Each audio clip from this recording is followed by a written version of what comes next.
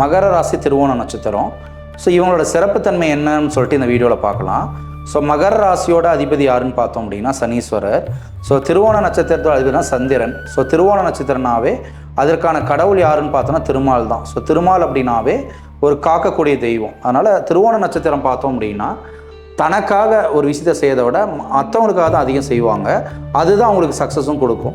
Example, தனக்கு ஒரு வேலை காரியம் ஆகணும் அப்படின்னு சொல்லிட்டு அதில் ஹார்ட் ஒர்க் போடுறாங்க அப்படின்னா சக்ஸஸ் ரேஷியோ வெறும் 20% தான் உங்களுக்கு கிடைக்கும். இதே மற்றவங்க உயரணும், அவங்க வாழ்க்கையை முன்னேற்றம், அவங்க ஹெல்ப் பண்ணணும்னு சொல்லிட்டு ஏதோ ஒரு காரியத்தில் தொடங்கினாங்க அப்படின்னா 80% அவங்களுக்கு சக்ஸஸ் கொடுக்குது. அதுக்கு என்ன காரணம் அப்படின்னா இயற்கையாகவே திருவோண நட்சத்திரோட கடவுளும் பார்த்தா திருமால் தான். அப்போ நீங்கள் புராண காலத்திலேயே பார்த்தோம் அப்படின்னா இப்போ சிவன் பிரம்மாவுக்கு ஏதாவது பிரச்சனை வந்தாலும் அங்கே காக்கக்கூடிய தெய்வமாக இப்போ விஷ்ணு தான் வர்றார், திருமால் தான் வர்றார். அப்படி இருக்கும்போது இந்த மகர ராசி திருவோண நட்சத்திரத்தை பிறந்தவங்க பார்த்தோம் அப்படின்னா தனக்காக அதிகம் செய்யறதை விட மற்றவங்களுக்காக தான் போய் அதிகம் செய்வாங்க.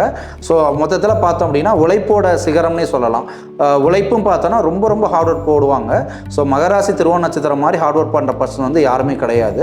அதேமாதிரி மற்றவங்களுக்கு சோசியல் ஆக்டிவிஸ்ட் அப்படிங்கிற ஒரு ரோல் யாருக்கு 12 ராசியில் கொடுப்பீங்கன்னா அது மகராசி கொடுக்கலாம். ஏன்னா சமூக சேவை செய்யறதுல இவங்க ஒரு பயங்கரமான ஒரு கோல்டு மெடலிஸ்ட்னு கூட சொல்லலாம். அந்த அளவுக்கு சமூக சேவை அதிகமாக செய்வாங்க.